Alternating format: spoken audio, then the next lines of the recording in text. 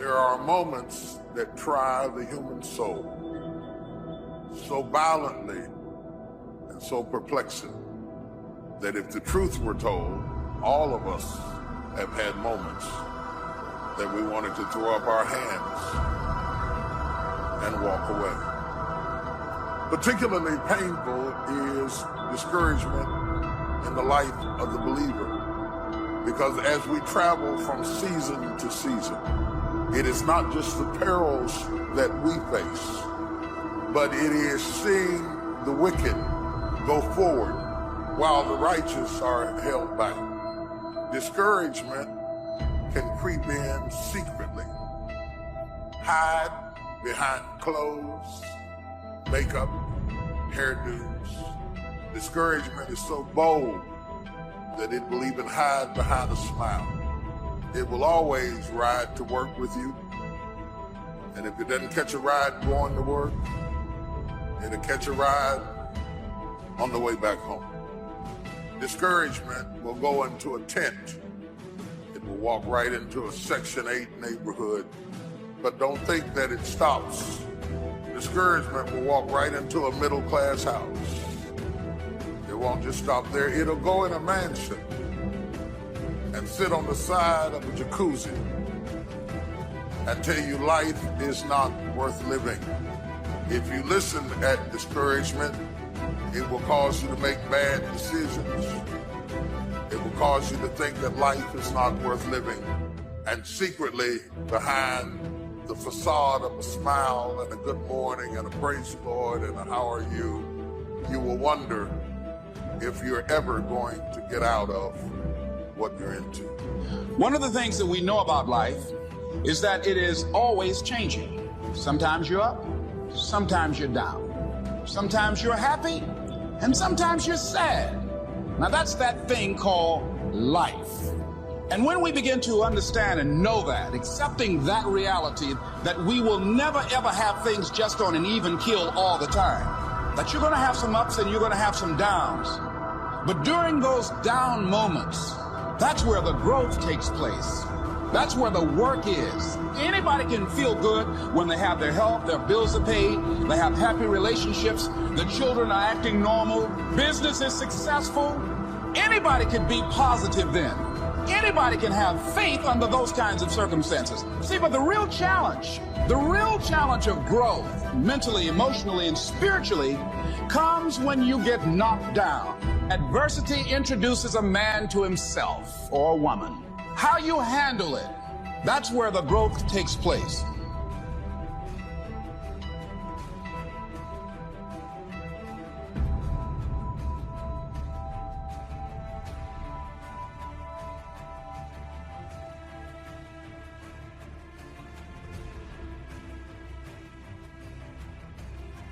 The biggest poison in us is regret.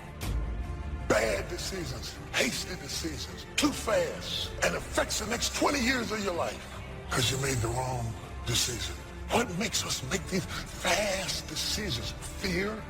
Let the fear of regret fuel you to take action today, now. Hurt people will go above and beyond to hurt people. Insecure people will go out of their way to create insecurities. Dysfunctional people will take a peaceful, happy, and beautiful situation and figure out a way to create dysfunction where there is none. What we should do when somebody does us wrong, forgive them and let it drop. Leave it and let it go. Be the best. Lifelong personal development requires tremendous dedication, discipline, and willpower. It is often the case that we know what we need to do, but we lack the courage to take the risks. Instead, we make excuses for inaction. When people can walk away from you, let them walk. When people can walk away from you, let them walk. The great thing about excuses is that no matter what happens, excuses are always there waiting to be used. But the downside of excuses is that nobody really believes them. If you make excuses, they're going to know it and they're going to think less of you. But if you refuse to rely on excuses, people are going to know that too, and they'll admire you for it. Maybe somebody's talking about you, trying to make you look bad. You could easily be upset, offended, try to pay them back.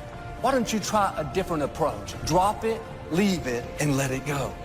You need large amounts of self-discipline to deal courageously with all the fear-inducing events of your life. Courage is rightly considered the foremost of the virtues, for upon it all others depend. Often, fear is necessary to preserve life, prevent injury, and guard against financial mistakes. I don't want you to try to talk another person into staying with you, loving you, calling you, caring about you, coming to see you, staying attached to you. I mean, hang up the phone.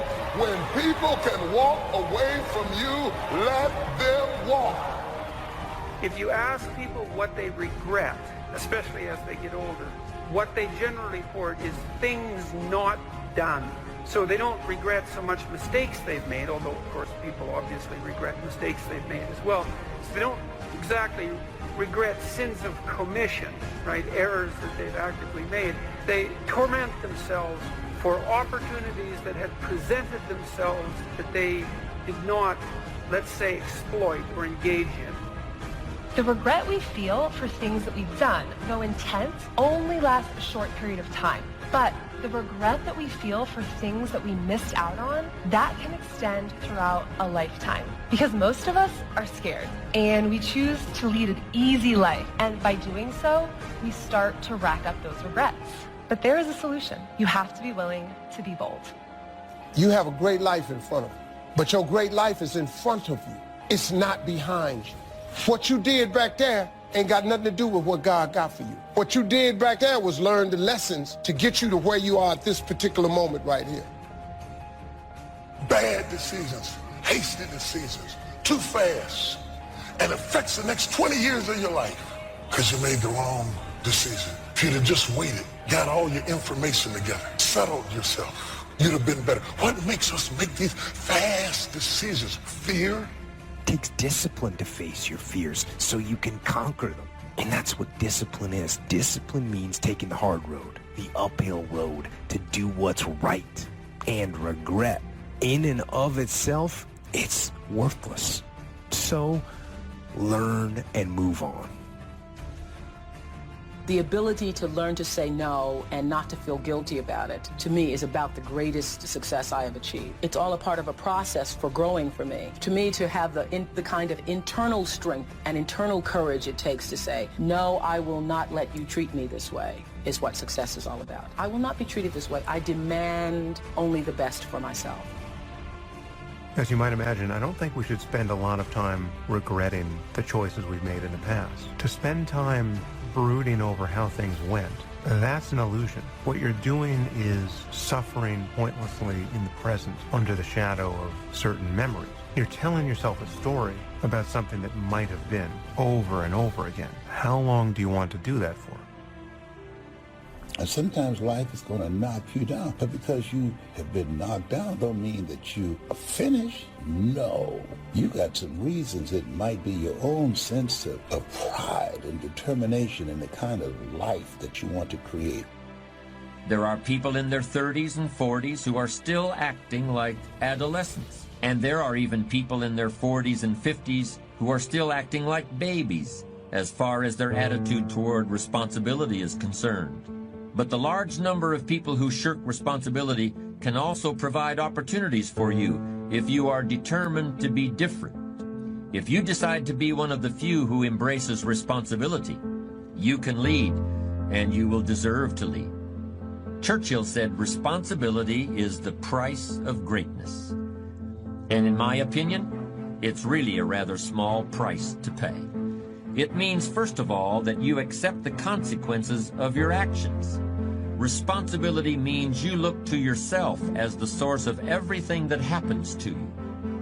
It means that you assume command, regardless of the hard. My kids, and I fought for what was right, and I fought for my good health, and I fought for a good career that would bless my family. I fought a good fight. The encroachment. Opposites are in conflict, and we're in the middle. And if you want something valuable, you got to fight for it. You have comeback power when something happens to you. Don't buy into what has happened to you. Buy into, I'm getting up out of here. I'm going to change this situation. This does not work for me, and I don't have the luxury of being depressed. I need to clear my head. Yes, we can see avoidance of responsibility all the time in both our personal and professional lives. We can see that most people aren't as successful as they wish they were. Do you see there's a connection between these two very common phenomena? I hope you'll understand that it's in your best interests to take responsibility for everything you do. But that's only the beginning. I'm also going to suggest that many times it's even best to accept responsibility for the mistakes of others, especially when you're in a managerial or leadership role. What do you do when you tried and failed and you want to quit and you want to give up? Sometimes you can be blessed to be unhappy because even though things are going right, they're not going according to what you had believed and expected, and you know that something is missing out of your life. You got to clear your head so that the decision that you make represents the best in you. Be still and know that you're going to get through this. You're going to get through this. You got to assure yourself. You have to encourage yourself. You have to clear your mind. The great thing about excuses, and the really dangerous thing about them, is that no matter what happens, excuses are always there waiting.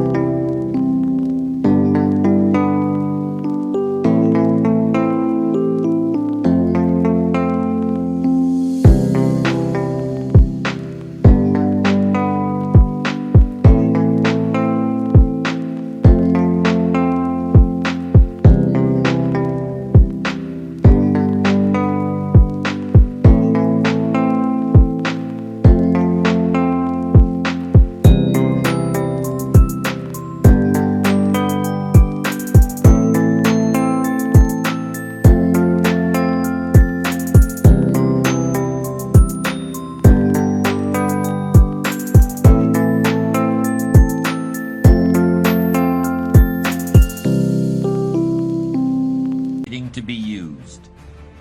But the downside of excuses, even good ones, is that nobody really believes them. If you make excuses, they're going to know it, and they're going to think less of you.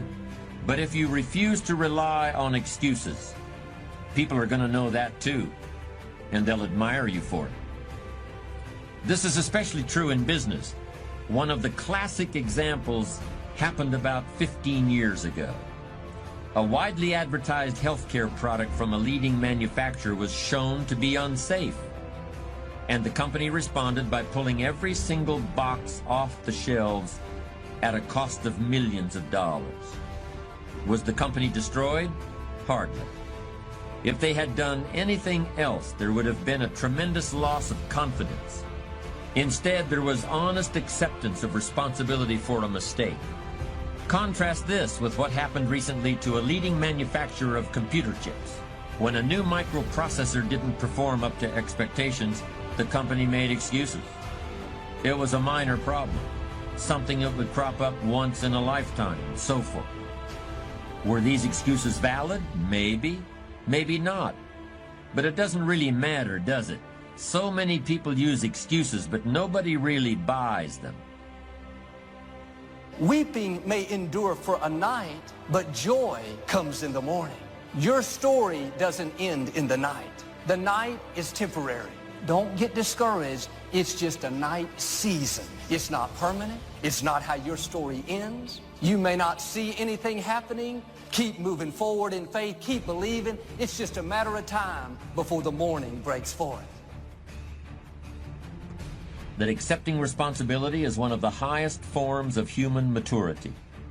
To put yourself on the line, a willingness to be accountable, is really the defining characteristic of adulthood. Anyone who has raised children knows how true this is. Just look at a baby during the first few years of life. Every facial expression, every tentative word has one message for the baby's parents. I am totally dependent on you. I can't be held responsible for the consequences. I can't do anything for myself even if I try. After all, I'm just a baby.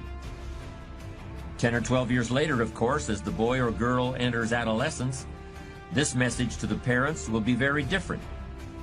It will sound something like this: I want to be totally independent. Why don't you just leave me alone? I don't want to do anything but think about myself. I certainly don't want to accept any responsibility. It's only when we're at last grown up that the first two messages, I'm totally independent of you and I'm totally dependent on you, finally turn into you can depend on me, which is the truly adult outlook. The night seasons are not the end. The bad breaks, the disappointments, that's simply another step on the way to your destiny. But let me tell you what ought to cause great joy to come to your life is if you'd stop comparing yourself to other people and you would just remember where you came from and remember where you started. You're doing more. You're seeing more. You're achieving more. But if you start comparing yourself with someone else, you can get discouraged because they're doing more maybe than you're doing. Sooner or later, all of us face situations in which we must decide whether to accept responsibility for a problem